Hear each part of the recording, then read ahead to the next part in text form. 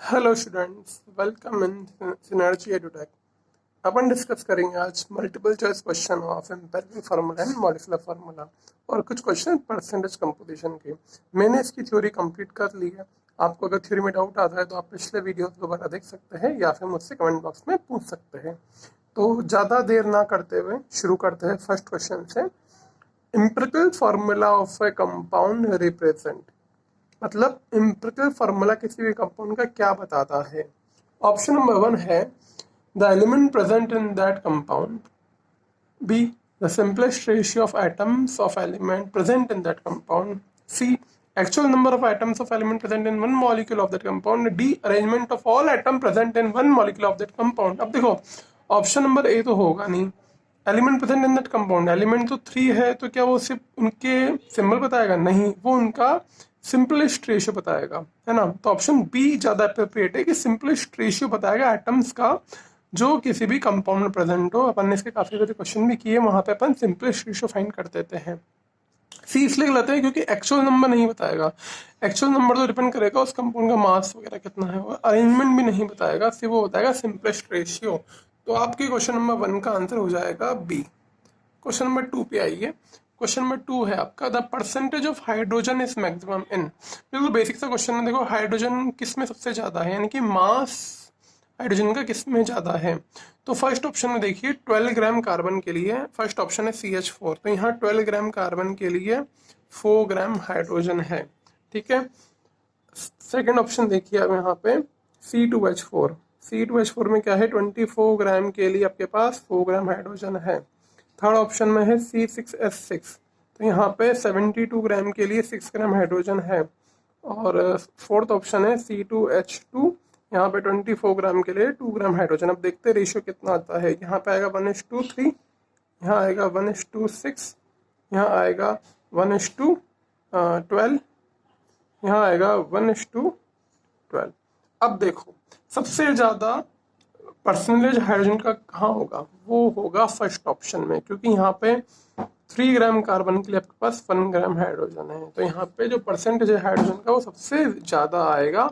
आप चाहो तो परसेंटेज कंपोजिशन से परसेंटेज निकालने पे यहाँ पे परसेंटेज आएगी आपकी 25%, दैट इज 1/4 इंटू 100 25%, और इन सब में परसेंटेज काफी कम आएगी। तो सेकेंड ऑप्शन का आंसर भी हो जाएगा, सेकेंड ऑप्शन का आंसर हो जाएगा ए, सेकेंड क्वेश्चन का। थर्ड पे आइए। Analysis of an organic compound containing CHN gave the following result: C है 40%, H है 13.33, नाइट्रोजन है 46.67। आपको निकालना है एम्पिरिकल फार्मूला। तो यहाँ पे देखिए आपके पास से कार्बन, हाइड्रोजन एंड नाइट्रोजन।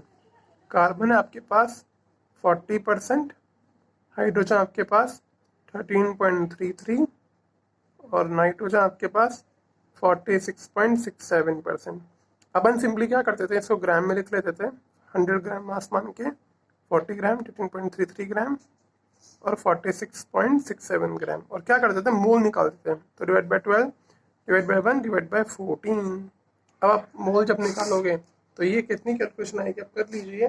40 को जब आप 12 से डिवाइड करोगे तो ये मिलेगा 3.33, और ये आपका 13.33 ही रहने वाला है, और ये मिलेगा आपका 46.67 डिवाइड बाय 14, ये मिलेगा आपको 3.33। अब आपको कन्वर्ट करना है सिंपलेस्ट रेशियो में। तो अब देखो 3.33 तो कॉमन आ रहा है दो जगह, और एक जगह 13.33। जब आप 13, अब इसको क्या करें अपन, कॉमन ले लें, तो ये और ये तो 1:1 का रेशियो दे देंगे। अब जब आप 3.33 को डिवाइड करोगे 13.33 से तो आपको मिलेगा अप्रोक्स 4। तो यहाँ पे रेशियो आ जाएगा आपका, तो कार्बन, हाइड्रोजन, नाइट्रोजन का रेशियो आ रहा है 1:4:1, तो फॉर्मूला बनेगा C1H4n1। तो देखिए कौन सा ऑप्शन आ रहा है, C1H41 N1, ये आ रहा है ऑप्शन नंबर सी। अब आइए क्वेश्चन नंबर 4 पे। क्वेश्चन नंबर 4 क्या बोल रहा है आपका, an organic compound containing carbon, hydrogen, oxygen it's elemental carbon H का परसेंटेज दे रखा है और आपको निकालना है फार्मूला क्या होगा। तो बच्चों देखो सेम वही क्वेश्चन है जो अपन ने थर्ड किया, इसको आप खुद ट्राई कर लीजिए। कार्बन हाइड्रोजन और वहाँ पे लिखिए ऑक्सीजन, तो वहाँ पे ऑक्सीजन का परसेंटेज नहीं मेंशन किया हुआ, तो आपको 100 में से कार्बन और हाइड्रोजन का परसेंटेज माइनस करना है, तो आपको ओ का परसेंटेज आ जाएगा और सॉल्व कर लीजिएगा। सेम वही प्रोसेस है, तो इसका आंसर आएगा आपके पास ए, दैट इज CH3O। अब आइए क्वेश्चन नंबर 5 पे। 5 क्या पूछ रहा है? 5 पूछ रहा है 64 gram of organic compound containing 12 gram of carbon, 8 gram of hydrogen और बाकी है क्या ऑक्सीजन। तो ऐसा क्वेश्चन अपन ऑलरेडी कर चुके हैं, फिर भी मैं आपको करा देता हूँ सिंपल सा। कार्बन है, हाइड्रोजन है और ऑक्सीजन है। कार्बन का मास है 24 ग्राम, एच का मास है आपके पास 8 ग्राम, ओ का मास नहीं दिया हुआ। तो 64 आपका टोटल मास है। 64 में से आप ये मास आ रहा है 32 माइनस कर लीजिए, तो ओ का मास भी आएगा 32, ये हो जाएगा 32 ग्राम। ठीक है, अब मोल निकालो, तो 24 को डिवाइड करोगे 12 से, 8 को करोगे 1 से और ओ को करोगे 16 से, तो ये आएगा 2:8:2। सिंपल रेशियो कितना हो जाएगा आपका 1:4:1। तो C1H4O1 इज द आंसर, यानी कि ऑप्शन नंबर क्या हो जाएगा आपके पास? सी हो जाएगा। इंपीरियल फॉर्मूला हो जाएगा आपके पास सी। तो आई थिंक क्वेश्चन सिंपल है, आ गया होगा समझ में, कोई डाउट नहीं है। ठीक है, क्वेश्चन नंबर 5 हो गया। अब क्वेश्चन नंबर 6 लेते हैं अपन।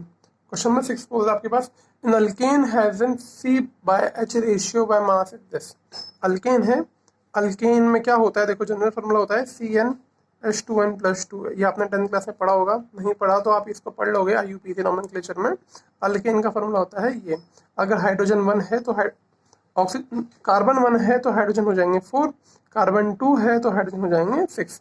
इसे सब चेक कर सकते हैं। ठीक है, तो यहाँ पे C और H का जो वो दे रखा है ना रेशियो, तो 5:1 4:8:1, ये आपको कार्बन का और हाइड्रोजन का मास का रेशियो दे रखा है। तो आपको चेक करना है इसमें से किस ऑप्शन में ये रेशियो सेटिस्फाई हो रहा है। ठीक है, अब देखिए फर्स्ट ऑप्शन C5H12, तो यहाँ कार्बन का मास आएगा 12 5 60 और H का आएगा 12, तो यहाँ पे रेशियो आ रहा है 5:1। सेकेंड ऑप्शन है ये C6H14, यहाँ होगा 72:14। तब आप इसको डिवाइड करोगे ना तो ये वही आएगा 5.1428:1। तो ऑप्शन नंबर 20 का आंसर हो जाएगा। बस आपको यहाँ पे हर ऑप्शन में कार्बन हाइड्रोजन का मास कैलकुलेट करना है और उसका रेशियो निकालना है।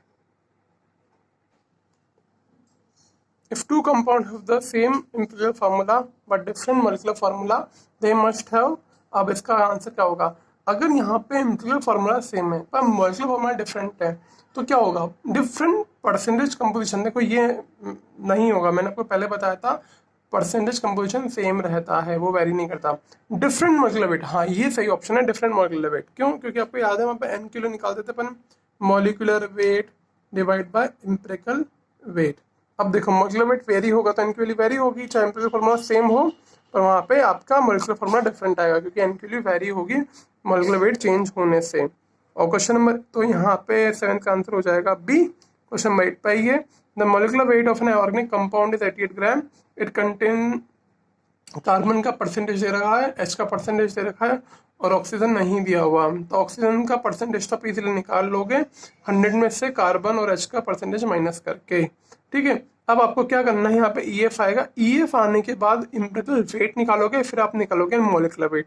तो आइए ये क्वेश्चन बंद कर लेते हैं। तो यहाँ पे कार्बन है, हाइड्रोजन है, ऑक्सीजन है।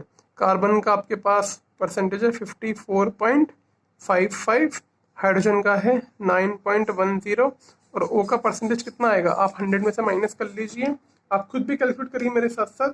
जिसका आंसर आएगा वो पहले अपने मन में सोच लीजिए, नोट कर लीजिए, ताकि मेरे आंसर से आप मैच कर सकते हैं आपके आंसर को।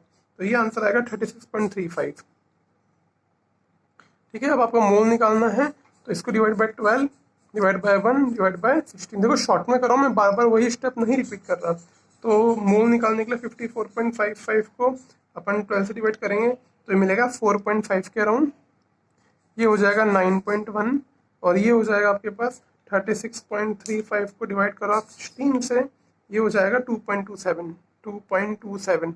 अब देखिए ये 2 टाइम्स कट रहा है ना, 2 टाइम्स कट रहा है, पर इसको 2 टाइम्स मत काटिएगा, आपका लोएस्ट नंबर कौन सा ये है इससे काटिएगा। देखो अब मैं दोबारा लिख रहा हूँ यहाँ पे 4.5, 9.1 और 2.27।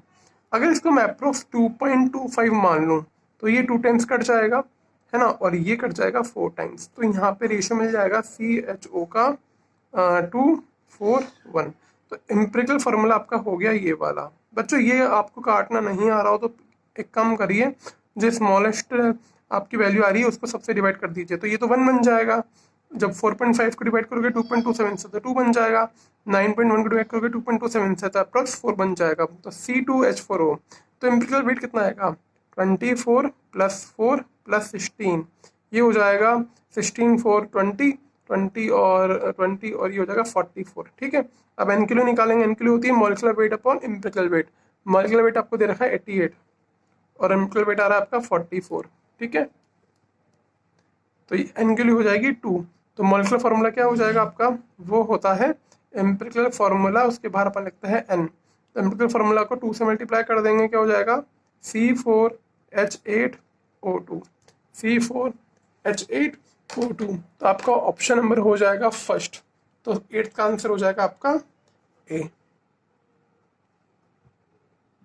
अब आइए 9th क्वेश्चन पे। 9th क्वेश्चन है each molecule of A compound contain 9 carbon atom, 13 hydrogen atom and 2.233 10⁻23 gram of another element x, the molecular weight of that compound. तो सिंपल सा कंसेप्ट है यहाँ पे आपको सबका परसेंटेज निकाल के आपको टारगेट क्या होता है, मोल फाइंड करना होता है। परसेंटेज तो नहीं मेंशन है, एटम्स और वो सब गिवन है यहाँ पे अलग अलग चीज। आपको याद हो तो अपन ऐसा क्वेश्चन एक किया था पहले भी, तो मैं एक काम करता हूँ क्वेश्चन आपको करवा देता हूँ। आपको गिवन है कार्बन और आपको गिवन है यहाँ पे हाइड्रोजन और साथ में आपके पास another n gram of other element X, वो अननोन एलिमेंट एक्स, उसका आपको वहाँ पता नहीं वो एलिमेंट एक्स को क्या होता है। ठीक है, अपन वो भी फाइंड कर लेंगे। तो कंटेन है 9 एटम कार्बन एटम्स, तो आपके पास 9 कार्बन के एटम्स है, 9 एटम। हाइड्रोजन के एटम्स है आपके पास 13। ठीक है, और एक्स का इसने मास नहीं दिया, इसने दिया है, सॉरी इसने एटम नहीं दिया, इसने मास दिया है 2.33 10⁻⁻23 ग्राम। अब देखो जो ये कंडीशन मेंशन है ना, ये आपको एक 1 मॉलिक्यूल की मेंशन है कि एक मॉलिक्यूल में 9 एटम तो कार्बन के हैं, 13 एटम हाइड्रोजन के हैं और एक्स का मास दे रखा है। तो देखो 9 कार्बन एटम का मास कितना होगा, 12 9 72 mu, ये आपके 9 कार्बन एटम का मास हो गया। 13 एटम का एच का मास होगा 13 mu। ठीक है, अब आपको यहाँ पे ग्राम में दे रखा है, अब इसको मैं कन्वर्ट कर लूँ mu में, तो इसको mu में कन्वर्ट करने के लिए क्या करना पड़ेगा, 2.33 10⁻23 को 1.66 10⁻24 ग्राम से डिवाइड करना पड़ेगा। आपको मैंने पढ़ा रखा है 1 mu equal to this much of gram, तो यहाँ पे अपन ने इसको mu में कन्वर्ट कर लिया, तो ये फिगर मिलेगा आपको अप्रॉक्स अराउंड 14 मिलेगा फिगर।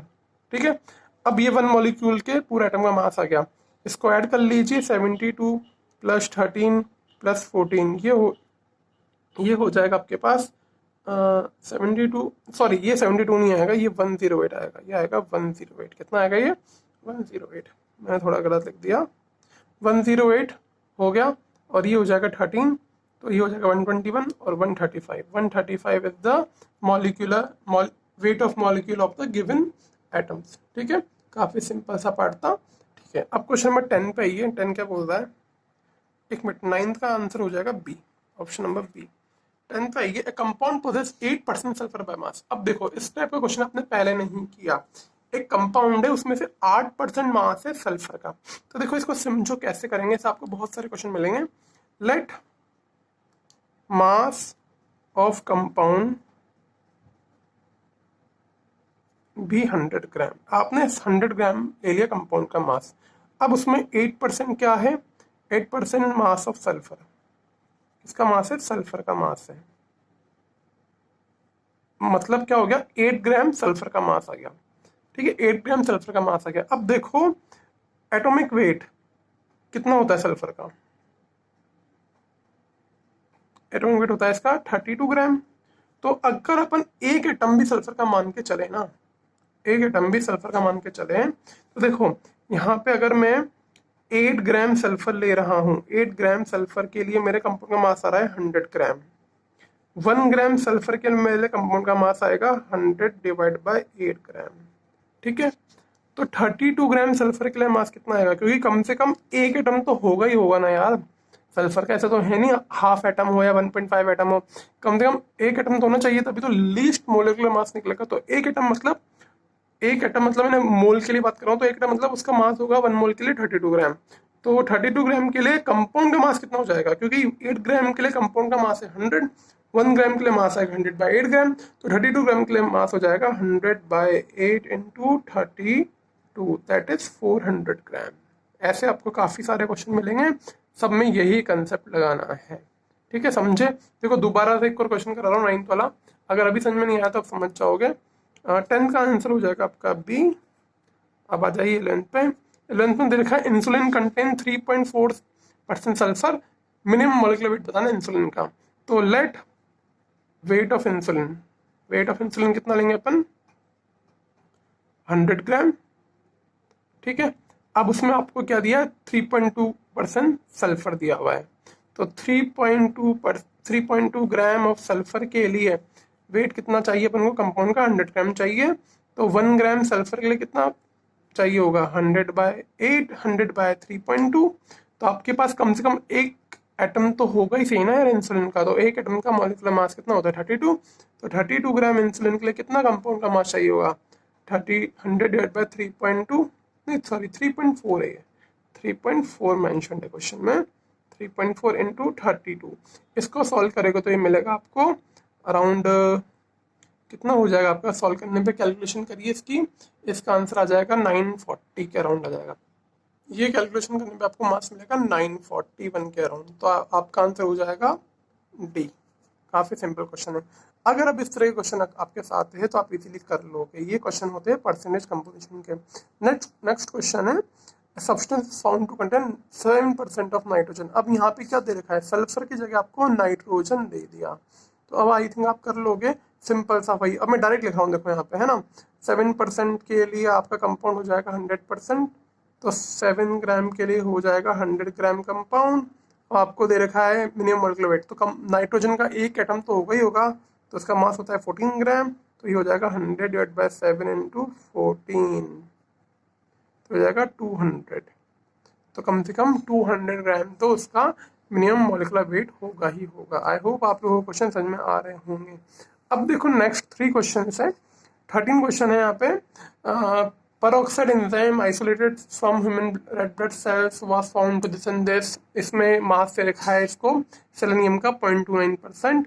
तो बताना मिनिमम मॉलिक्यूलर वेट कितना होगा एंजाइम का। देखो डराने की लैंग्वेज लिख रखी है उल्टी सीधी, आपको वही करना है। लेट मास ऑफ कंपाउंड भी 100 ग्राम, तो अगर उसमें 0.29% सेलेनियम है तो 100 ग्राम के अंदर 0.29 ग्राम होगा सेलेनियम का। अब अगर कम से कम एक एटम भी सेलेनियम का हुआ तो 79 ग्राम्स का वेट होगा। तो 1 ग्राम के लिए निकाल लीजिए, 79 से इंटू कर लीजिए। तो मैं यहाँ पे डायरेक्ट आपके लिए क्वेश्चन लिख रहा हूँ कि क्वेश्चन क्या बनेगी। तो 13 क्वेश्चन में क्वेश्चन बनेंगे आपके पास 100 डिवाइड बाय 0.29 इंटू 79। ठीक है, आपकी ये क्वेश्चन बनेगी। इस इक्वेशन को सॉल्व करने पर आपका आंसर आएगा 27000। ठीक है, इसी तरह से आपका 14th क्वेश्चन है और 15th क्वेश्चन है, दोनों क्वेश्चन सेम वही है। तो एक बार आप इनको खुद से ट्राई करिए। 14 का आंसर होगा आपका सी, 15 का आंसर होगा डी। तो ट्राई करिए और इन क्वेश्चन को दोबारा रिवाइज करिए। आई होप आपको सब क्वेश्चन इजीली समझ में आ गए होंगे। फिर भी किसी क्वेश्चन में डाउट रहता है तो आप मुझे कमेंट बॉक्स में मेंशन कर दीजिए, मैं वो आपको इंडिविजुअली एक्सप्लेन कर दूंगा। I hope you enjoy the video.